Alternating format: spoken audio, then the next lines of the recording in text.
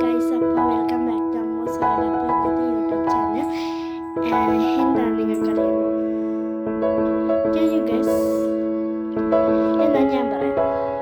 എൻ്റെ അച്ഛൻ ഓഫീസിൽ നിന്ന് വന്ന വഴിക്ക് ചിക്കൻ ഉണ്ട്. അങ്ങനെ ചിക്കൻ വാങ്ങിച്ച് വീട്ടിൽ വന്നപ്പോൾ അമ്മ ചിക്കൻ നല്ല കഴുകി വൃത്തിയാക്കി